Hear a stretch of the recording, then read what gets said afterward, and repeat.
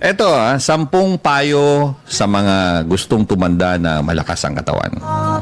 Okay, sa mga medyo nagkakaedad na dyan. Okay, 10 payo sa mga gustong tumanda na malakas ang katawan. Number 1, babasahin ko lang to, hindi ko na explain para mabilis tayo. Medyo mahaba ito 10 eh.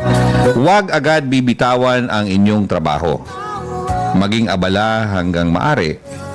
Ito ang magpapanatili sa iyong kabataan na labis mong ikaliligaya. Buliskiti niya. Ikaliligaya. Okay. Isa yan. Number 2, hanggang maiiwasan, huwag makitira sa mga anak na may pamilya na. Okay, tandaan niyo yan Huwag makitira sa mga anak na may pamilya na. Kumuha ng isang lugar na matitirhan, panatilihin ang iyong kalagayan upang makaiwas sa iyong anak at mga manugang. Ang makitira sa kanila ay magiging sunod-sunuran ka lamang, hindi makakapagdesisyon sa sarili mo at mawawalan ng karapatan na labis mong ikalulungkot. In other words, tatanda ka. Okay. Number 3, hawakan ng mahigpit ang inyong baul, kung may baul ka. Kung magbibigay ng pera sa anak, yung kaya mo lamang at laging magtira ng malaking bahagi para sa sarili mo. Ang libro ng bangko na may laman ay magandang kaibigan sa inyong katandaan. Subalit, hindi ito sapat. Hindi sapat yan. Mauubos din yan, lalo na pag hindi mo dinidepositohan. Okay? Dapat meron ka pang ibang proteksyon, kagaya ng life, health, insurances, at isama ko na din ang iba pang investments, just in case, na mas malaking tumubo kaysa sa perang itinago sa bangko. Ulitin ko yung mga investments na yon, mas malaking tumubo yun kaysa sa perang tinago sa bangko. Alam naman natin yan gasino na lang, kakapiranggot lang naman ang interest sa bangko. Okay, number 4, huwag masyadong maniwala sa iyong anak na nagsasabing kayo ay aalagaan. Madalas mga nababanggit niyan ay siyang mga hindi ginagawa. Aalagaan kunyari, mami, pagtanda mo, daddy, pagtanda nyo, aalagaan ka namin. Buliskiti niya. Huwag kayo maniwala dyan. Meron siguro pero hindi lahat. Madalas ang mga nababanggit niyan ay siyang hindi magagawa o gagawin ng mga anak. Ang mabuting anak ay hindi nagbabanggit ng anuman. Okay, tandaan nyo yan. Ang mabuting anak ay hindi nagbabanggit ng anuman. At ang masamang anak ay kailanman hindi tutupad ng pangakong binitawan. Buliskiti ang bigat niyan. Number 5, upang manatili kang masaya, panatilihin ang pakikipagkaibigan at magdagdag pa hanggat maaari. Humanap ng mga kaibigan na mas bata sa iyo. Di ba? Matanda ka na, kinakaibigan mo pa matanda rin.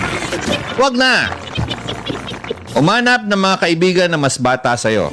Ang matatanda ay malapit ng mamahinga at ikalulungkot mo ng labis ang paghahanap ng kapalit. Kung ang kasama mo puro matanda, sooner or later may malalagas dyan. O pag nawala yung isa, malulungkot ka. Diba? Madidepress ka and so on and so forth. Tatanda ka. Okay? Sumali sa mga magagandang asosasyon, grupo, kooperatiba o apostolada. Number 6, maging maayos, laging maganda. Ito maging maayos, laging maganda, malinis at mabango. Ang katandaan ay hindi dahilan upang ikaw ay maging madungis at nanlilimahid. Sila ay di dapat mandiri sa'yo, kaya pangalagaan mo ang iyong sarili. Di ba? Pansin nyo yan? Pag matanda na, amoy lupa na. Minsan nga amoy suka pa. Wag naman, wag ganun. Okay lang kung amoy asin. Ano amoy ng asin? Di ko alam, amoy bawang, sibuyas, Diyos ko. Okay, mga misis yun. Number 7, maging abala sa paggawa ng kabutihan sa kapwa. Asikasuhin mo sila para asikasuhin ka din nila ayon sa law of ripple effect.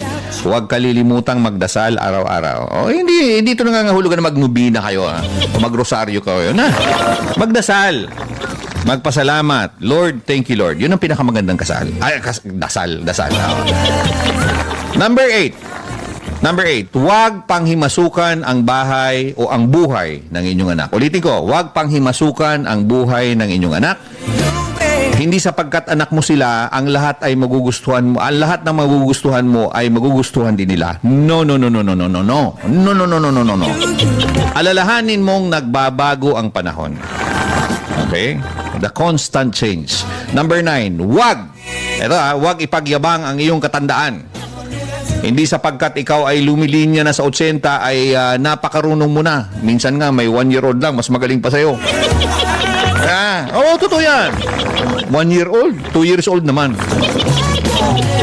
Isa-isip mo na hindi mo taglay ang lahat ng karunungan sa mundo.